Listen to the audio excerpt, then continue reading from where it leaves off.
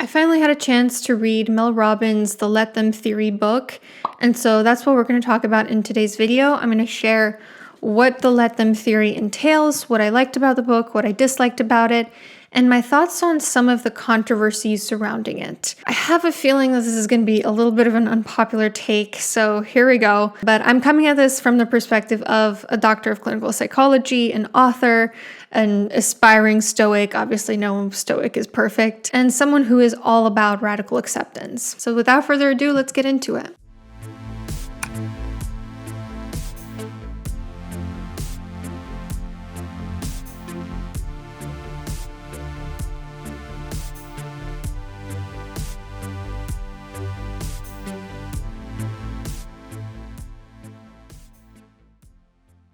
First off, what is the Let Them theory? It's essentially a form of radical acceptance as it pertains to relationships. You surrender control over other people and just let them do what they're going to do. Because, like Mel describes, we ultimately cannot control what other people do, think, and feel.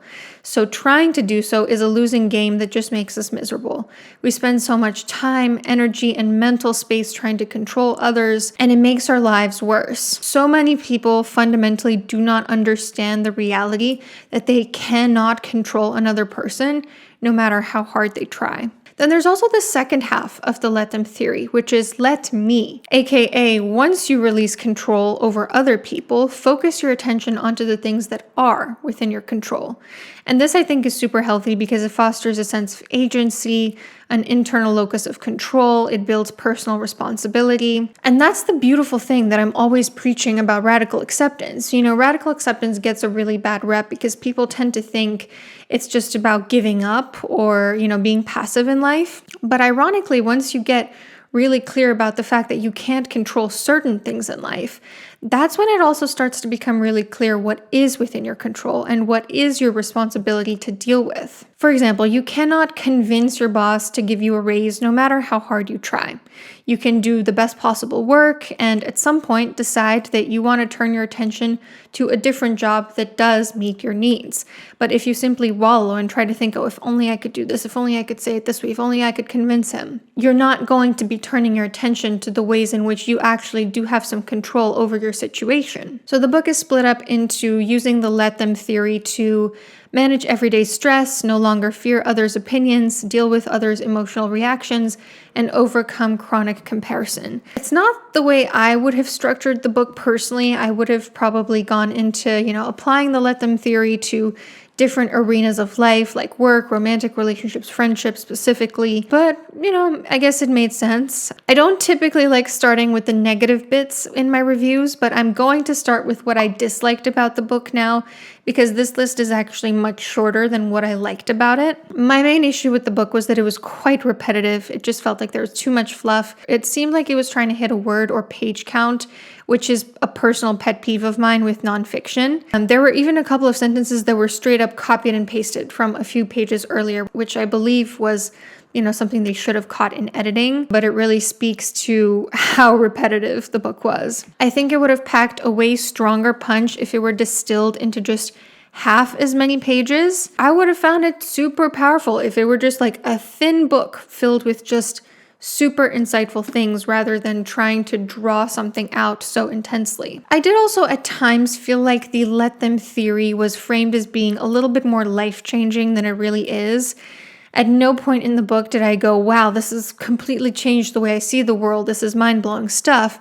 And yet there were excerpts like when talking about how she first discussed this Let Them theory on a podcast. She goes on and on about how viral that episode was, how it was Apple's 6th most shared podcast episode of the year, how many people got Let Them tattoos.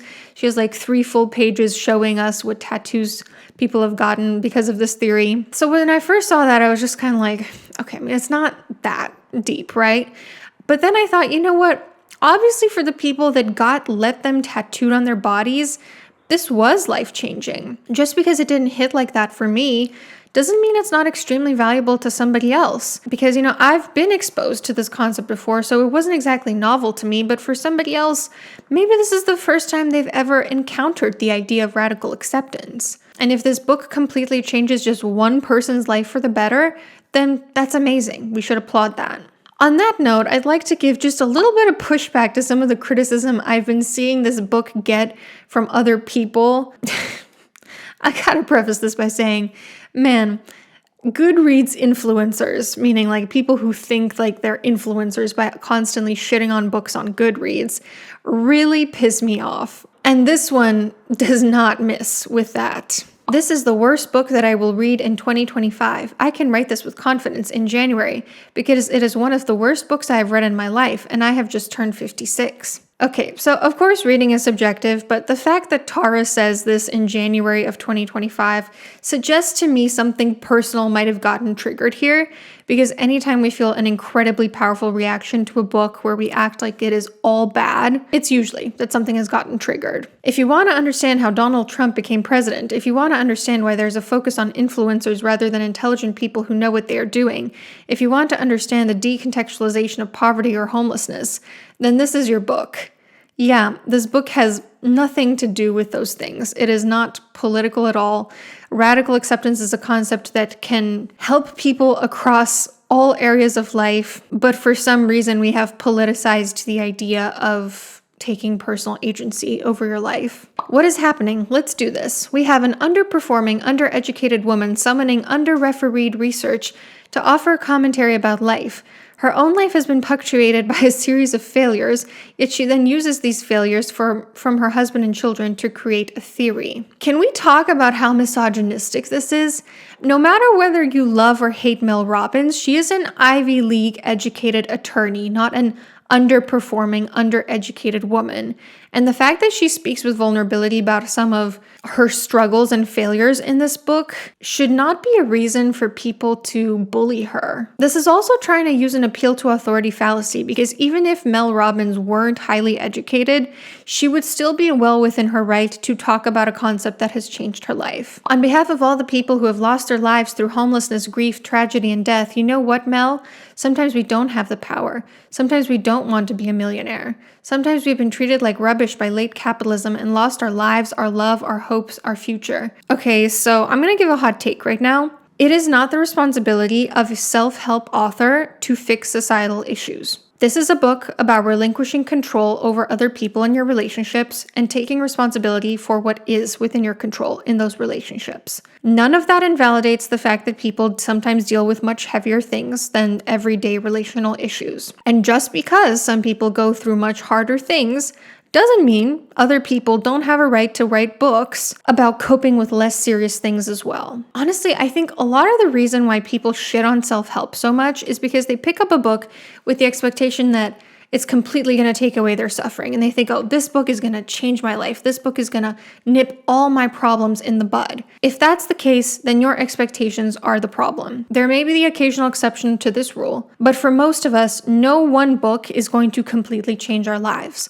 We cannot go into reading a book with such high expectations. And the thing is, the let them theory can be helpful, even for people going through really tough things. I'm not going to disclose everything I've been through in life because I don't need to participate in the trauma Olympics here. And I don't think it gives me more of a right to disagree with what this person is saying. But this theory could absolutely be used to help people going through really tough things, whether it's helping them feel more empowered in an abusive relationship or getting out of a job that barely pays the bills or dealing with bullying. This book can help them cope and move forward in a more constructive way. And the thing is, it wouldn't be the book itself that would do that. It's the reader implementing the book's concepts to their own life. I'm always stunned when people tell me they find self-help to be a useless genre, because it's like, did you take notes on your takeaways? Did you journal about the ways in which you can apply the lessons of this book to your own life? Did you implement the tips that were given with consistent, actionable habits? No?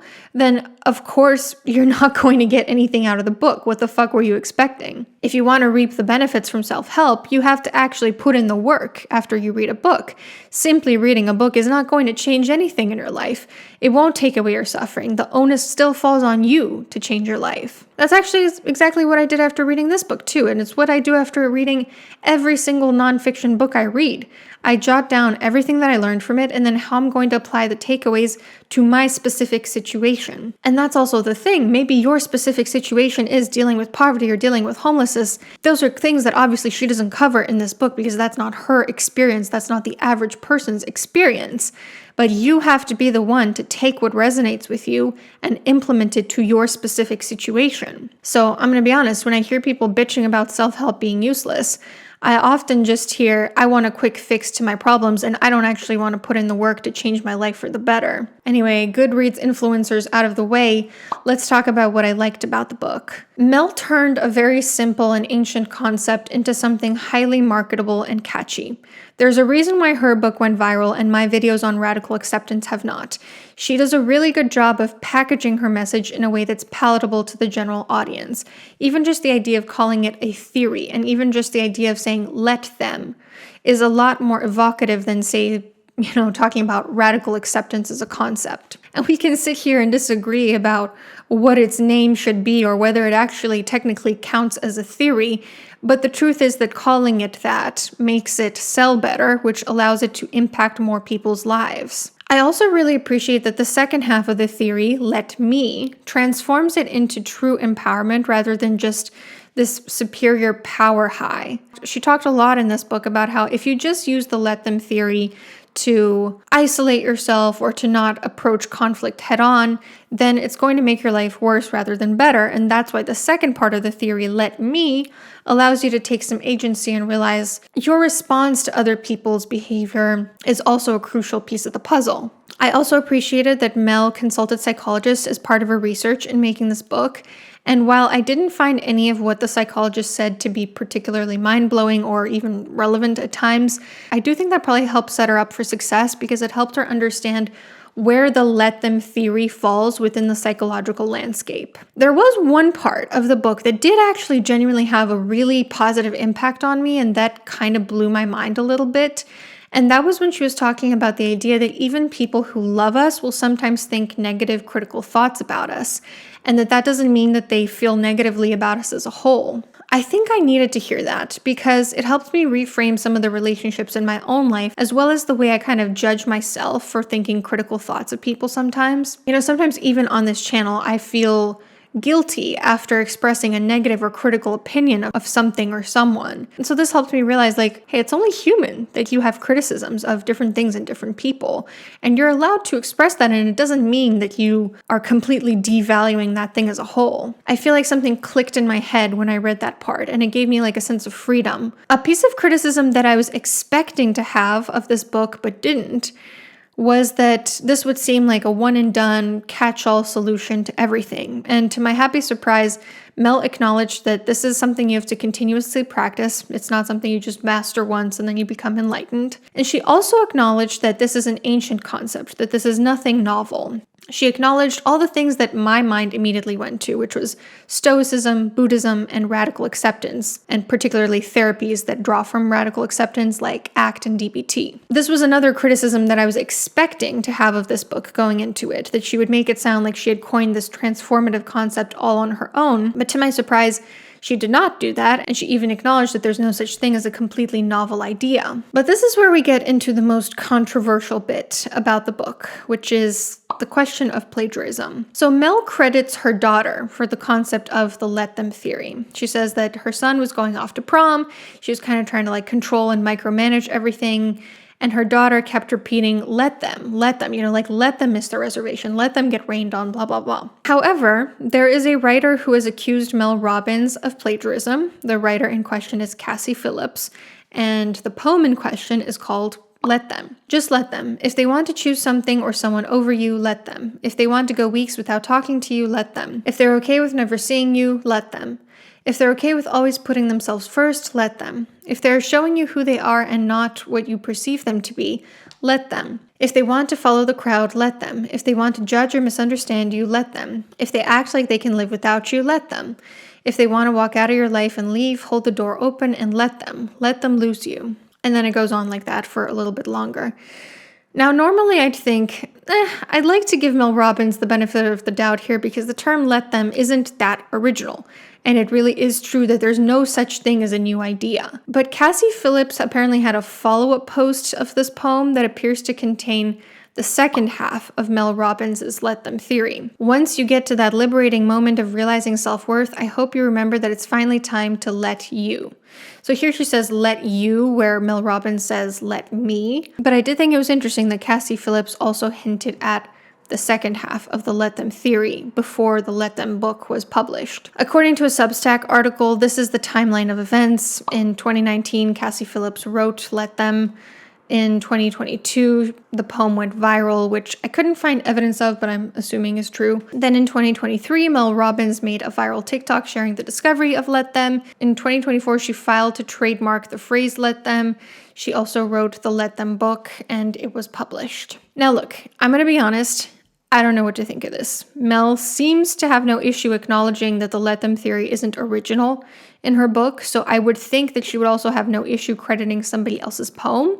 But at the end of the day, I don't know her personally, and I don't know what kind of person she is. One thing that I do know for sure is that it is icky to claim an idea or a phrase as if it's yours. Ideas should be credited, and they should be available for public consumption and repackaging. If an idea can help someone, you can't just prevent other people from running with it and spinning it from a new angle. As some people have pointed out, even Cassie's poem might actually be inspired from other sources, such as sermons by somebody called T. Day Jakes. But I do kind of side-eye Mel for the fact that she tried trademarking the term let them, because that's exactly what I've mentioned I think is kind of icky, trying to lay claim on an idea, especially an idea that's been around for millennia.